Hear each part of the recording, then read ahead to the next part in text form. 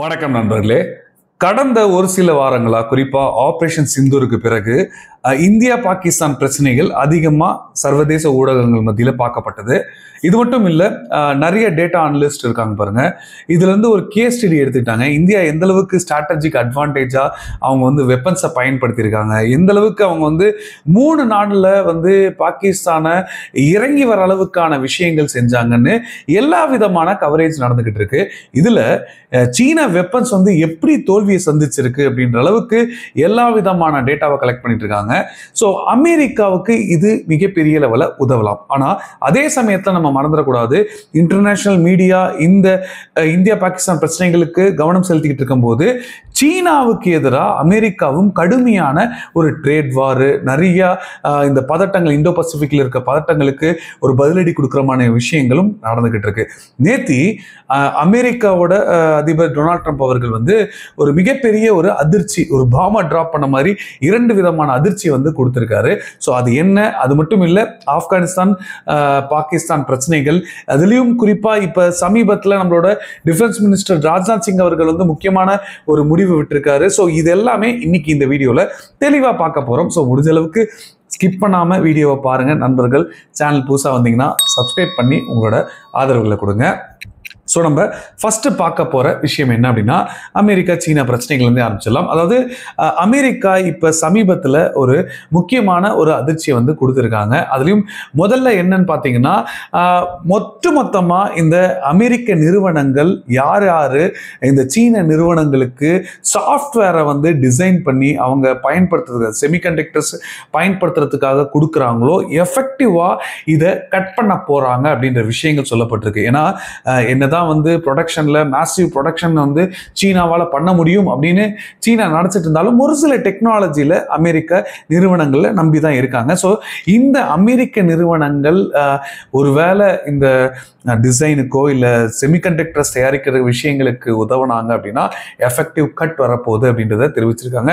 இது முதல் அதிர்ச்சி. இன்னொன்னு பார்த்தீங்கன்னா, பாரபட்சமே பார்க்காம சீன மாணவர்கள் அவங்க மாணவர்களாவே அவங்க கன்சிடர் பண்ணாத அளவுக்கான ஒரு விஷயங்களை பண்றாரு. அதாவது ஒட்டுமொத்த விசாஸை ரிவோக் பண்ணணும் அப்படின்ற ஒரு முடிவுகளை ட்ரம்ப் அவர்கள் எடுக்க போறாரு அப்படின்ற விஷயங்கள் சொல்லப்படுது. ஏற்கனவே நம்ம பார்த்துருக்கோம், யூகேவா இருக்கட்டும் இல்ல நிறைய இந்த வெஸ்டர்ன் நாடுகள்ல சீன மாணவர்களா மாணவர்கள் அப்படின்ற ஒரு போர்வையில உளவாளிகள், குறிப்பா சிசிபியோட இன்டெலிஜென்ஸ் ஏஜென்ட்ஸ் அதிகமா இருக்காங்க, உளவு பார்த்து நிறைய ஸ்பை வேலைகள் பண்ணிக்கிட்டு இருக்காங்கன்ற ஒரு குற்றச்சாட்டுகள் ட்ரம்ப் அவர்கள் ஃபர்ஸ்ட் அட்மினிஸ்ட்ரேஷன்ல இருக்கும்போது அந்த செய்திகள்லாம் நம்ம பார்த்தோம். ஆனா இப்ப இத நோண்டி எடுக்க ஆரம்பிச்சிட்டாரு. இவங்க எல்லாம் சிசிபியை சார்ந்தவங்க தான்.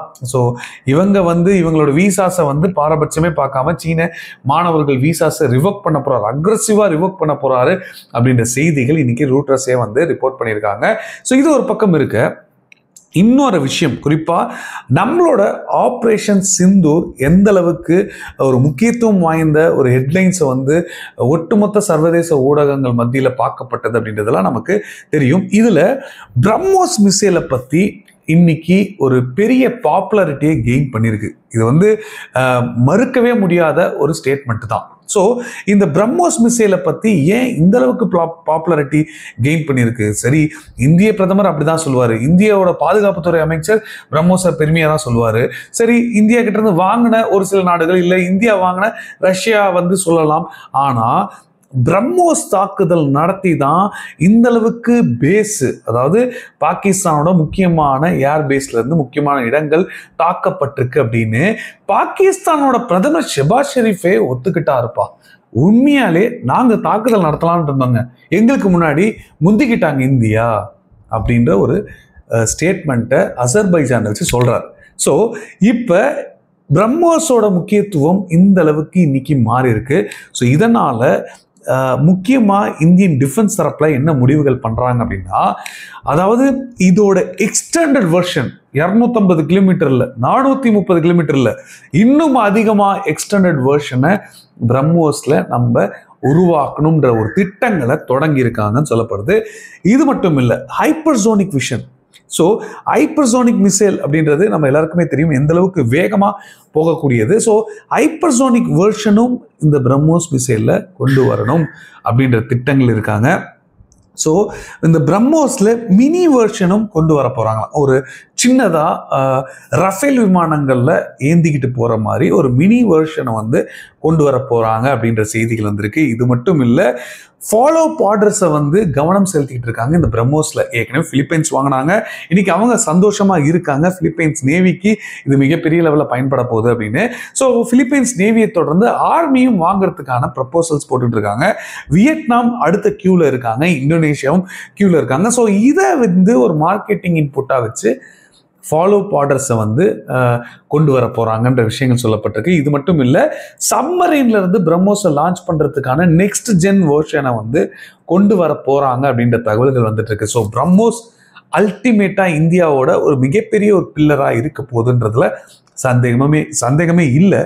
அக்னி வந்ததுன்னா பிரம்மோஸோட பாப்புலாரிட்டி அது தூக்கி சாப்பிட்றதுக்கான வாய்ப்புகள் இருக்குது. ஆனால் அதை பயன்படுத்துகிற அளவுக்கான பிரச்சனைகள் இப்போ இருக்கிறது கொஞ்சம் கம்மி அப்படின்னு தான் நமக்கு தோணுது. ஸோ பொறுத்திருந்து பார்ப்போம்.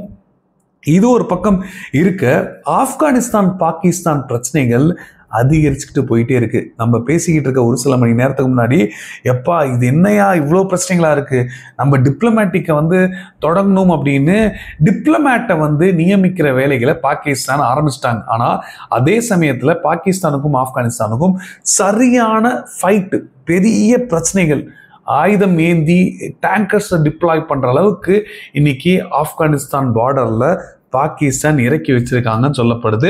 ஸோ ஒன்று விட்டு ஒன்று, அதாவது ஒன்று மாதிரி ஒன்று வர மாதிரி இப்போ அடுத்த தலைவலியை வந்து பாகிஸ்தானுக்கு சந்திக்க ஆரம்பிச்சிட்டாங்க. ஆனால் இதை இந்தியா பயன்படுத்தலாமா அப்படின்ற கேள்விகள் உடனே வரும். அதுக்கு அடுத்து வருவோம். ராஜ்நாத் சிங் அவர்கள் என்ன சொல்றாரு அப்படின்றத லாஸ்டா பார்ப்போம். ஆனா அதுக்கு முன்னாடி எங்க ஆக்சுவலா கிளாஷ் நடக்குதுன்னு பார்த்தீங்கன்னா, ஆப்கானிஸ்தானோட ஹெல்மண்ட் ப்ரொவின்சஸ் பார்டர்ல தான், அதாவது பிரம்மச்சா டிஸ்ட்ரிக்ட்ன்ற இந்த இடத்துல தான் டிஸ்பியூட் வந்து ஆப்கானிஸ்தானுக்கும் தாலிபான்களுக்கும் பாகிஸ்தான் இராணுவத்துக்கும் ஏற்பட்டிருக்கு அப்படின்ற விஷயங்கள் சொல்றாங்க. ஸோ இந்த பார்டர் வந்து பிரச்சனைகள் சாதாரணமாகவே எக்ஸ்கலேட் ஆகிடும் ஈஸியா அப்படின்னு சொல்றாங்க. ஸோ அந்த இடத்துல இப்படி ஒரு பிரச்சனைகளா அப்படின்னு பார்க்கப்படுது. ஆனால் பாகிஸ்தான் வந்து ஹெவி டேங்கர்ஸையும் அதே மாதிரி ஆர்ட்லரி கன்ஸையும் வந்து அங்கே டிப்ளாய் பண்ணியிருக்கிறது தான் இன்னைக்கு மிகப்பெரிய ஒரு கேள்வி எழுந்திருக்கு. ஸோ ஆப்கானிஸ்தான் தாலிபான்கள் என்ன பண்ண முடியும்? இருக்கிற ஆயுதங்களை பயன்படுத்தலாம். அவங்க அமெரிக்கா விட்டு போன ஆயுதங்களை யூஸ் பண்ணுறதுக்கு அதாவது எப்படி அதை யூஸ் பண்ணலாம்னு யோசிக்கிறதுக்கே டைம் ஆகிடும். இருந்தாலும் இப்போ என்ன ஆக்சுவலாக திட்டம் வச்சிருக்கலாம்னா, எனக்கு தெரிஞ்சு அவங்களும் பாகிஸ்தான் எதிரியாக பார்க்குற இந்தியா கிட்ட ஏதாவது ப்ரொபோசல் வைக்கலாம், கிவ் அண்ட் டேக்கா ஏதாவது ஒரு விஷயங்கள் முன்வைக்கிறதுக்கான வாய்ப்புகள் இருக்குது அப்படின்னு தான் நமக்கு தெரியுது. இந்த ஆப்ரேஷன் சிந்தூரை பயன்படுத்தி அவங்களும் கேஸ் ஸ்டடி எடுத்து பாகிஸ்தானை இப்படி எதிர்கொள்ளலாம்ன்ற ஒரு திட்டங்கள் வச்சிருக்கலாம் எனக்கு தோணுது. ஸோ இந்த நேரம் பார்த்து இந்தியா நாளைக்கு ஒரு முக்கியமான ஒரு எக்ஸசைஸை கண்டக்ட் பண்ண போறாங்க, ஆப்ரேஷன் ஷீல்டு. எங்கன்னா கரெக்டாக பாகிஸ்தானை ஒட்டி இருக்க பார்டரிங் ஏரியாவில் தான் இந்த ஒரு எக்ஸசைஸை வந்து கண்டக்ட் பண்ண போகிறாங்க. இந்தியா மாக்டில் மொத்தமாக எப்படி ஒரு போர் மாதிரியான விஷயங்கள் ஏற்பட்டதுன்னா, நம்ம ஃபீல்டு லெவலில் எப்படி நம்ம செயல்படுத்த போகிறோம்ன்ற ஒரு திட்டங்களோட இந்த எக்ஸசைஸை கண்டக்ட் பண்ண போகிறாங்கன்ற விஷயங்கள் வந்திருக்கு. ஸோ இதை எப்படி நீங்கள் பார்க்குறீங்க அப்படின்றதும் மறக்காமல் கீழே கமெண்ட்டில் சொல்லுங்கள், நானும் தெரிஞ்சுக்கிறேன். இது ஒரு பக்கம் இருக்க. அடுத்து பார்த்தீங்கன்னா, சைனாவுக்கும், அதாவது இந்தியா வந்து சைனாவோட இப்போ கொஞ்சம் இணக்கமாக செயல்படுறதுக்கான வாய்ப்புகள் இந்தியா சைனாவுக்கு ஏற்பட்டிருக்கு. ஸோ சைனா இந்த எல்ஐசி பிரச்சனைகளை தீர்வு பார்த்த பிறகு நம்ம ஒன்றிணைஞ்சு பயணிப்போம் இந்த வர்த்தக ரீதியாக அப்படின்ற ப்ரப்போசல்ஸ்லாம் சீனா கிட்ட வந்தது. ஆனால் அதே சமயத்தில் சீனா ஒரு விஷயத்தில் ரொம்ப அமைதி காத்துட்டு இருக்காங்க, வாயை மூடிட்டு சிப்புன்னு இருக்காங்க. எந்த விஷயத்துல பார்த்தீங்கன்னா, என்னையா புகைப்படங்களோட உங்களோட ஆயுதம் தரையிறங்கியிருக்கு, சீனாவோட ஆயுதங்கள் பாகிஸ்தான் ஏவி இருக்காங்க, இந்தியாவில் வேலை செய்யாம கொத்து கொத்தா விழுந்து கிடக்குது, இது என்ன கதை, என்ன ஆயுதங்களை நீங்க கொடுத்துருக்கீங்க பாகிஸ்தானுக்கு, உங்க ஆயுதங்களோட அக்யூரசி என்ன அப்படின்ற விஷயங்கள், கேள்விகள் அதிகமாக சர்வதேச ஊடகங்கள் எழுப்ப ஆரம்பிச்சிட்டாங்க. வாயை மூட முடியாதுங்க, உண்மை ஒரு நாள் வெளியில வந்துதான் ஆகணும். என்ன சொல்றீங்க? அதான் ஃபேக்ட். பாகிஸ்தான் என்னதான் வந்து ஒரு பக்கம் வந்து காலை விழுந்துட்டு இன்னொரு பக்கம் வெற்றி வெற்றின்னு கத்தினாலும் இன்னைக்கு பாகிஸ்தான் பிரதமர் ஷெபாஸ் ஷெரீஃபே சொல்ல வேண்டிய ஒரு கட்டாயம் ஏற்பட்டிருக்கு. 2 வாரங்கள்லயே இப்படி மாறிட்டார்னா இன்னும் 1 வருடங்கள் கழிச்சு இந்த ஆபரேஷன் சிந்தூரை பத்தின தகவல்கள் உண்மைகள் எவ்வளவு வரும்? ஸோ அப்படி பார்க்கும்போது சைனாவோட defence ministry spokesperson Zhang ஜிங்வாங் வந்து என்ன சொல்றாங்க அப்படி பார்த்தீங்கன்னா, அவங்க நேரடியா இந்த கேட்ட கேள்விக்கு, என்னையா சைனாவோட ஆயுதங்கள் பாகிஸ்தான் கொடுத்துருக்கீங்க, எல்லாம் அப்படியே பொத்துன்னு விழுந்து கிடக்குது, வேலை செய்யாம என்ன வந்து நீங்க கொடுத்துருக்கீங்க உங்களுக்குன்ற கேட்ட கேள்விக்கு ஒரு பதிலும் சொல்லாம வாயை மூடிட்டாங்க. அதுக்கு பதிலா அதை பத்தி பதிலளிக்காம சம்பந்தமே இல்லாம நாங்க இந்தியா பாகிஸ்தான் பிரச்சனைகள்ல முழுமையா தீர்வு பார்க்கணும் தான், அமைதிகள் கொண்டு வரதுக்கான விஷயங்கள் தான் நாங்கள் எதிர்பார்க்குறோம் அப்படின்ற ஒரு விஷயத்த அவங்க சொல்கிறாங்க. இதுக்கு இது பதில் இல்லையே அப்படின்னு தான் நமக்கும் தோணுச்சு. இதுல இருந்து தெரியுது சீனா ஸ்ட்ராட்டஜியாக வேறு ஏதாவது தகவல்கள் மூவ் பண்ணுறாங்களா பாகிஸ்தான் வச்சு அப்படின்றது தெரியல. ஆனால் சைனாவோட டிஃபென்ஸோட தரம் எந்த அளவுக்கு இருக்குது அப்படின்னு இன்னைக்கு உலக ரீதியாக இது ப்ரூவ் பண்ணியிருக்கு. ஸோ கேஸ் ஸ்டடி எடுக்கிறாங்க நான் சொன்னேன் இல்லையா, அதில் இதுவும் ஒன்று அப்படின்றது தான் நமக்கு தெரியுது. ஸோ கடைசியாக இன்னொரு விஷயத்த சொல்கிறேன். நம்மளோட டிஃபென்ஸ் மினிஸ்டர் ராஜ்நாத் சிங் அவர்கள் வந்து இன்னைக்கு INS விக்ராந்த் கேரியரில் அவர் எல்லாரையும் சந்திச்சு நேவி பர்சனல்ஸை சந்திச்சு ஒரு மிகப்பெரிய ஒரு ஸ்பீச் வந்து விட்டுருக்காரு. ஸோ அதில் வந்து என்ன சொல்றாரு அப்படி பார்த்தீங்கன்னா, இந்தியன் நேவி அமைதியாக இருக்காங்கன்றது மட்டும் நம்பிடாதீங்க. இந்திய நேவி அமைதியாக இல்லை, அவங்க ஏதாவது ஒரு பிரச்சனைகள்னு வந்தது அப்படின்னா சுனாமியா மாறுவாங்க அப்படின்ற ஒரு விஷயத்த சொல்றாரு. ஸோ இந்தியன் நேவி எப்படி இந்த இந்தியா பாகிஸ்தான் பிரச்சனைகளில் ஒரு முக்கியமாக ஒரு ஸ்ட்ராட்டஜிக் அட்வான்டேஜை வந்து நம்ம பயன்படுத்தணுன்றதெல்லாம் நம்ம பார்த்துட்டோம்.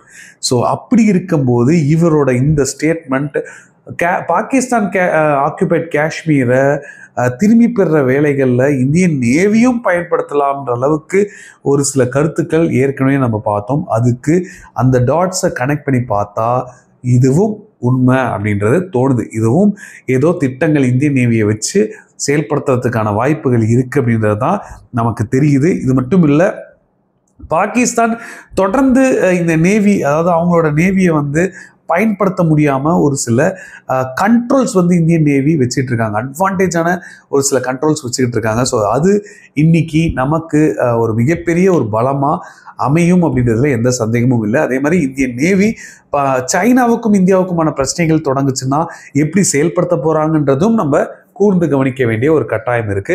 ஸோ இந்தியன் நேவிக்கான பட்ஜெட் ஒருவேளை அடுத்த வருஷமும் அதிகமாக கொடுக்கறதுக்கான வாய்ப்புகள் இருக்கும் அப்படின்ற கேள்விகள் நமக்கு இருக்கு. ஸோ நீங்க என்ன நினைக்கிறீங்க அப்படின்றத மறக்காம கீழே கமெண்ட்ல சொல்லுங்க, நானும் தெரிஞ்சுக்கிறேன். கடைசி வரைக்கும் பார்த்தமைக்கு ரொம்ப ரொம்ப நன்றிங்க. ஸோ தொடர்ந்து உங்களோட ஆதரவுகளை கொடுங்க. நாளைக்கு இன்னொரு தகவலோட சந்திப்போம். ஜெய்ஹிந்த், பாய்.